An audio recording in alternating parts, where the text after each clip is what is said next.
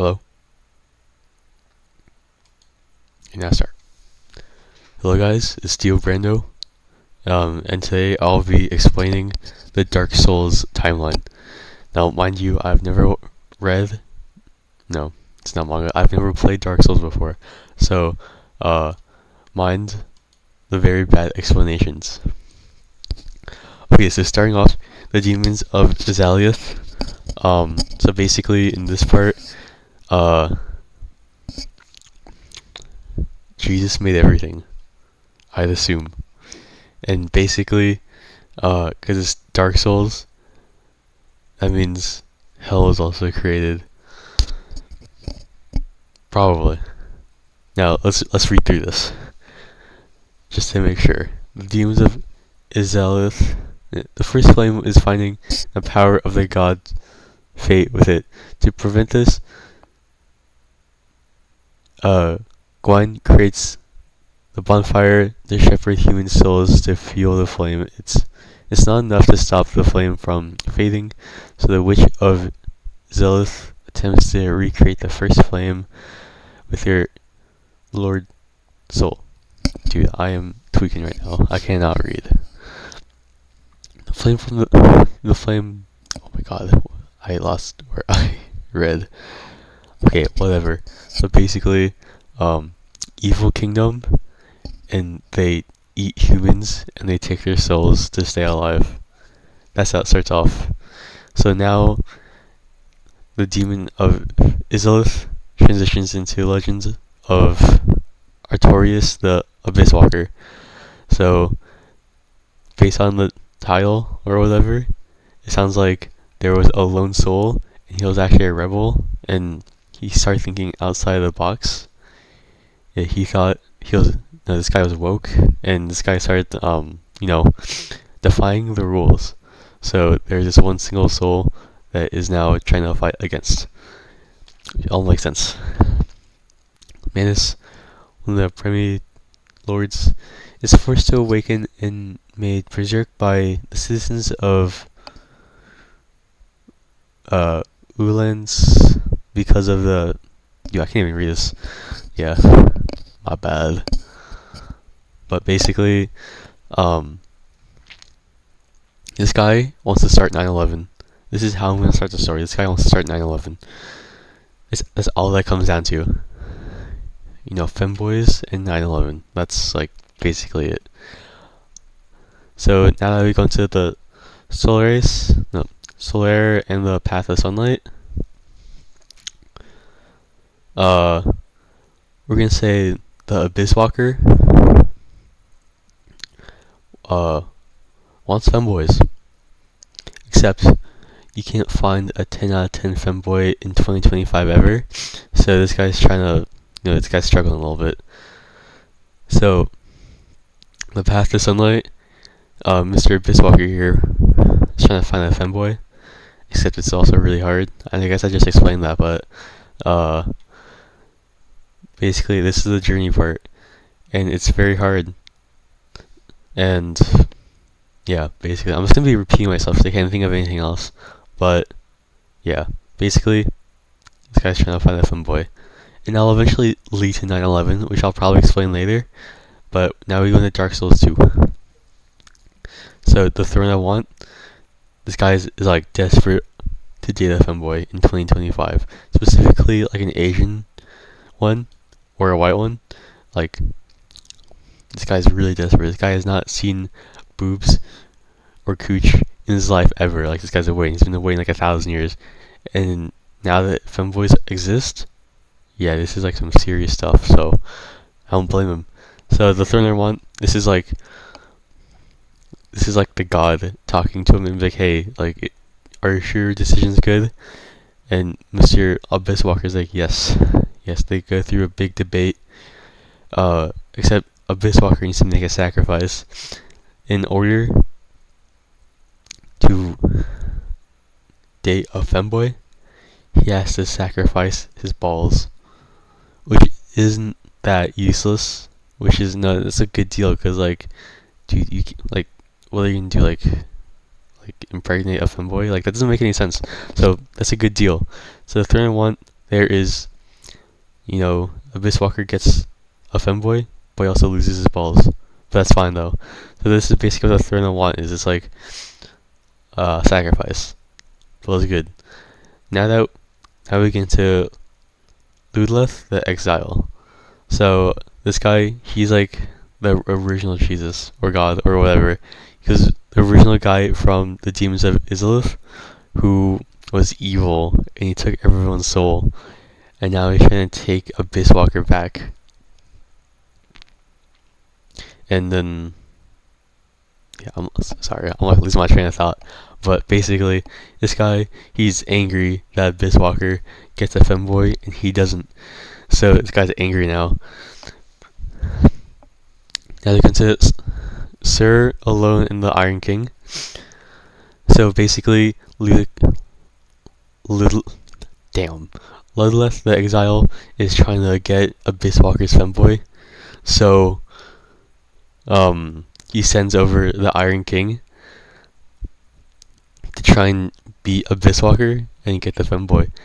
But the only problem is that Abyss Walker is super strong. He actually has Super Saiyan powers, and he also has like the Chainsaw Man powers, and he also has a stand. He actually has 2 stands actually, and he also ate his mom's food that night, so that makes him like really strong. So that allowed him to beat Iron King and prevent Ludleth the Exile from getting the femboy. See, this is all making sense now. It's all making sense. This is what Dark Souls was all about. Damn, okay, this is long. Let's see how long it takes. So, the Ivory King and a Silent Oracle. Okay, so basically, there's another king. Not Ludleth, but like some other king. And he tries stealing Abyss Walker's femboy also. Because, okay, yeah, Abyss Walker, he basically won. He got a femboy. This is like life right there. But this other king, he wants his femboy, so he wants to date him. I don't know, whatever. But basically, the Ivory King was able to kidnap Abyss Walker and imprison him while he does whatever with the femboy. They were probably crushing monster cans between their legs or something like that, or pegging or whatever. I don't know, but yeah, that's what happens with the Ivory King. Now, Ludleth is kind of like forgotten now. Okay, now we get into Vendrick, King of Drangleic. Okay, yeah, guys, do not butcher me when I butcher these names. I have, in fact, never played Dark Souls. Basically, Vendrick, he is the Ivory King's brother. No, actually, no. I'll first read the actual descriptions so I can get a better story. What is that? The last king of men falls and builds upon ruins of the last tries over the high queen. Feeds the line of God's strength. Okay, so basically, this guy's like one of the last kings, I think. And obviously, there's like no one left, and obviously 0 femboys, except Abyss. Damn. Yeah, Abyss Walker, he's the only one with a femboy. So obviously, Vendrick, he wants one too. And the only one femboy that exists in this universe is the one that Abyss Walker has. So now Vendrick wants him. Or whatever.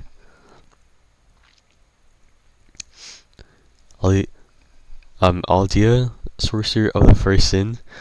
So this comes into play. You can see on Vendrick's head, there is like a crown.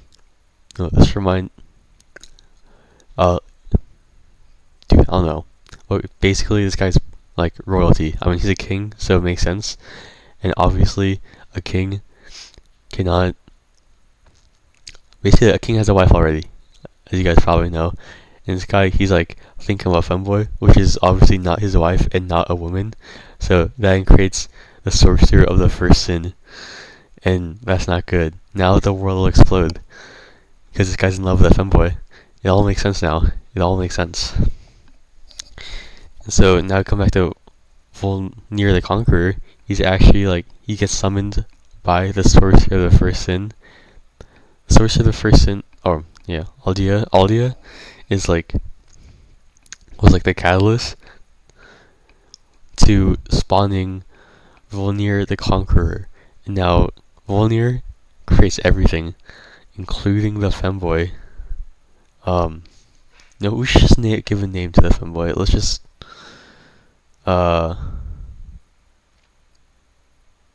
what's that one character's name from that one anime?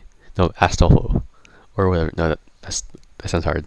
Let's just say like Sasha. No, Riley. Let's just call the femboy Riley. That sounds gender neutral enough. So let's go on. So now that we've made back to the Abyss Watch. So okay, I'm getting ahead of myself. So as Volnir the Conqueror spawns, Dark Souls 3 starts, and the Abyss Watchers come up. So basically, these guys were originally with the Abyss Walker, and obviously the Abyss Walker went off with Riley. No, I'll just call it the femboy. And now that the Abyss Walker is all independent and has been trapped and stuff by the Ivory King and all that, the Abyss Watchers are trying to find him and like save him basically. And these guys are pretty strong, probably. So that transitions into Yorm the Profane Capital. I'm gonna just read this real quick.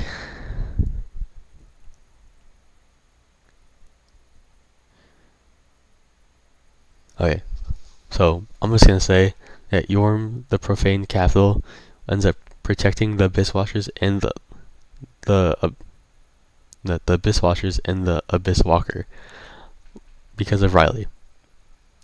Okay, Riley sounds weird. I actually know someone named Riley, so I don't know. I'll just call him the femboy. This makes it easier.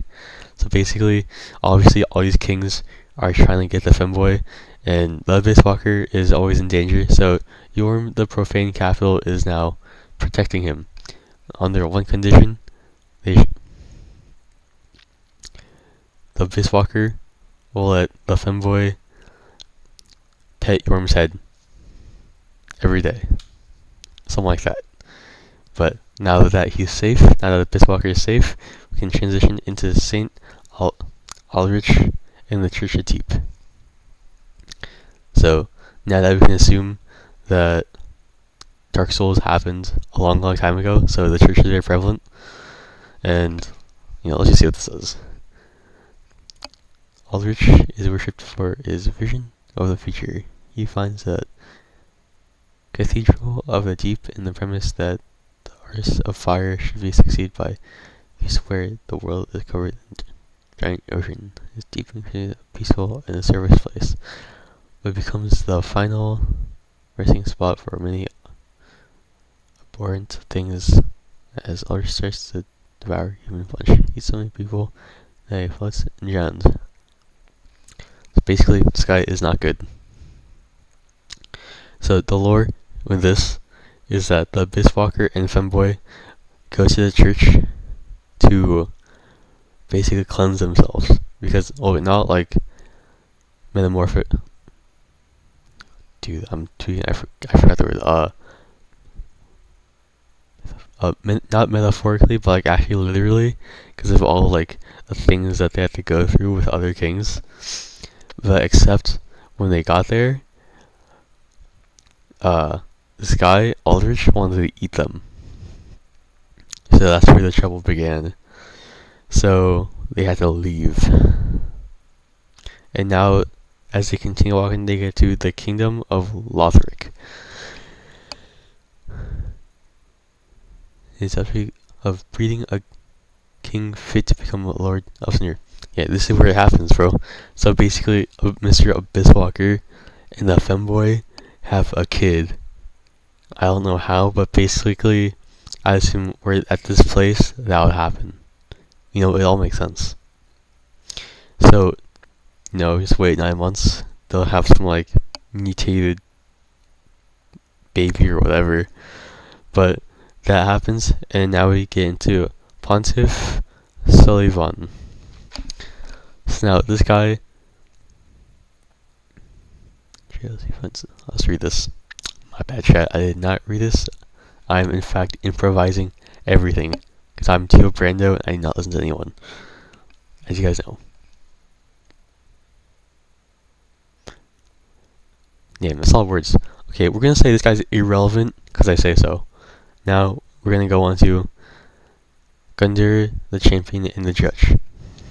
So basically, this guy, he is the final boss. He's like your stereotypical end of the game final boss. As you can tell by the long stretch of words, he's probably a final boss, because big words equals big boss. You know, that makes sense. So basically, a Biswalker and a femboy and their kid, whatever, gotta beat this thing, and they beat the game. I don't know what game they're beating, but basically, they beat this guy, they win. And as you can probably assume, they're weak, so they lose, and the Lord of Laundry spawns. Actually, that makes no sense. No, they die? No, let's just say they died. And they go to the Lord of Laundry in like a dark place. Or just darkness, whatever. I don't know. Basically, this guy is like Berserk, or no, this guy's basically Griffith. And he creates the clips, and then boom, Abyss Walker loses. So that means, dude, the whole plot of the story is like sad, as you can probably tell. This is like not your good ending type of story, which I was gonna do, but I didn't want to. Now we've made it to the painter and the slave knight. Basically, now that all the kings know about the femboy, and now that they're both dead, femboy now reincarnates as another femboy, except this time he wears